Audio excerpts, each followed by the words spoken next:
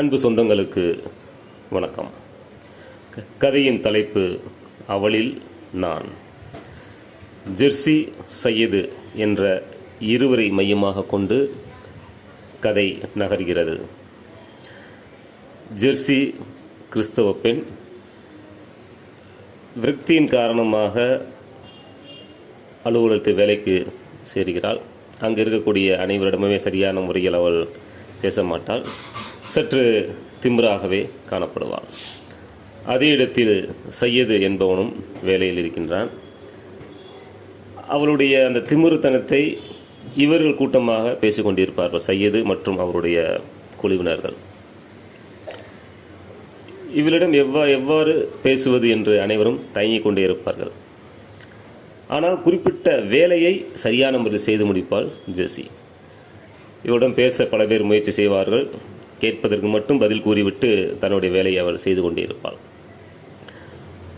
இந்த நேரத்தில் ஒரு நாள் தன்னுடைய வாகனத்தில் தன்னுடைய மகனை முன்னே அமர வைத்து வருகிறாள் ஜெர்சி. அன்று அலுவலகத்திற்கு அவள் விடுமுறை எடுத்திருக்கிறாள். அலுவலகத்தை தாண்டி செல்லும் பொழுது அந்த சின்னஞ்சிறு பையன் கீழே விடுகிறான். அலுவலகத்திற்குள்ளே இருக்கக்கூடிய இந்த நபர்கள் பார்த்து கொண்டு பதறுகிறார்கள், ஐயோ குழந்தை விழுந்து விட்டது என்று. ஆனால் ஜெர்சி எந்தவித தயக்கமும் இல்லாமல், குழந்தையை என்ன ஒழுங்காக இருக்க மாட்டியா நீ, முன்னாடி உட்கார் அப்படி என்ன பண்ணுறாப்புல எடுத்து முன்னாடி அமர வச்சு மீண்டும் தன்னுடைய வாகனத்தில் சென்று விட்டார்.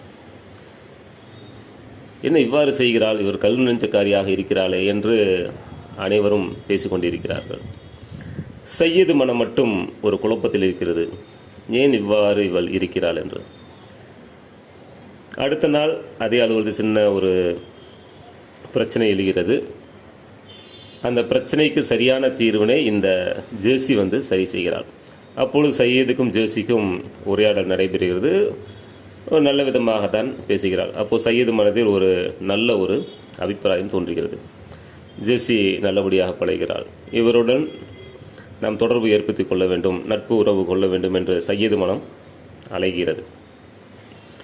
அன்று மாலையே ஜெர்சியின் வண்டி வேலை செய்யவில்லை. தன்னுடைய வாகனத்தில் அழைத்து கொண்டு அவளுடைய வீட்டில் பிடிக்கிறான் சையது. அந்த வீட்டு வாசல் விட்டு வந்து விடுகிறான். பணி முடிந்த பிறகு மாலை வேளையில் அவருடைய வீட்டு பக்கமே சுற்றி வருகிறான். அவள் ஒரு இடம் நிறுத்தி கேட்க, என்ன இங்கே சுற்றிட்டு இருக்கீங்க? இல்லை சும்மா வந்தேன்.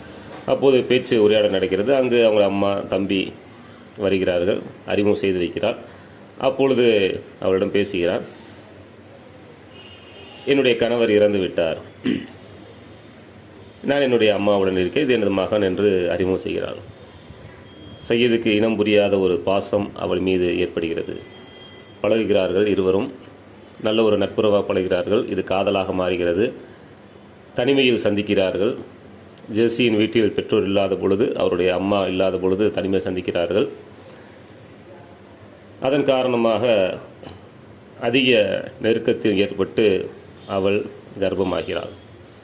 அதே நேரத்தில் சையதுக்கு வேலை கிடைக்கிறது. அவருடைய பெற்றோர்கள் அரசு வேலையில் அவரை சேர்ப்பதற்காக ஆயத்தம் செய்கிறார்கள். இதை ஜெர்சியிடம் கூறுகிறான். அவள் எதையும் எந்தவித தயக்கமும் இல்லாமல், நல்ல விஷயம், நீங்கள் போய் அந்த வேலையில் சேருங்க, உங்களுடைய எதிர்காலமானது இனிமேல் சிறப்பாக இருக்கப் போகிறது, உங்களுக்குன்னு ஒரு வாழ்க்கை இருக்கிறது, அதை போய் சேருங்கள் என்று கூறுகிறார். ஆனால் சையதுக்கு விருப்பமில்லை. வா, நம்ம எங்கேயாவது இருவரும் சென்று விடுவோம், நம்முடைய குழந்தை இங்கே வளர்கிறது என்று கூறுகிறார். ஆனால் அவள் எதுவும் செய்யாமல், உன்னுடைய பெற்றோர்கள் எடுத்த முடிவு சரியான முடிவு, அதை முடித்துவிட்டு வா, நான் காத்திருக்கிறேன் என்று கூறுகிறான்.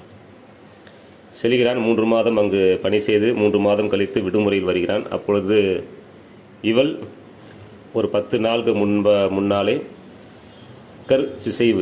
சிதைவு அவளை ஏற்படுத்தி கொண்டு அந்த கரு முட்டையை ஒரு டப்பாவில் வைத்திருக்கிறாள்.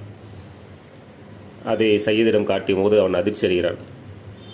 ஏன் இவ்வாறு செய்தா என்று கேட்கும் பொழுது, உன்னுடைய வாழ்க்கை வேறு, உனக்கு நல்ல வாழ்க்கை இருக்கிறது, ஆகவே நாம் சேர்ந்திருந்தோம், இணைந்திருந்தோம், இதை மறந்துவிட்டு உன்னுடைய வாழ்க்கையை நீ தொடரு என்று அவள் கூறுகிறாள். இவனுக்கு மனது புறாமே அந்த கருமுட்டையின் அப்படி நினைவாக இருக்கிற, ஆகா இவ்வாறு செய்து விட்டாளே என்று. இருந்தாலும் மீண்டும் தொடர்பு ஏற்படுத்தி கொள்ள விரும்புகிறான். ஆனால் அவள் தொடர்பு இல்லாமல் வெளியூருக்கு சென்று விடுகிறாள். இவன் தன்னுடைய பெற்றோர் நிமித்தமாக பணியிலேயே செய்கிறான். அவள் நினைவாகவே அவன் இருந்து கொண்டே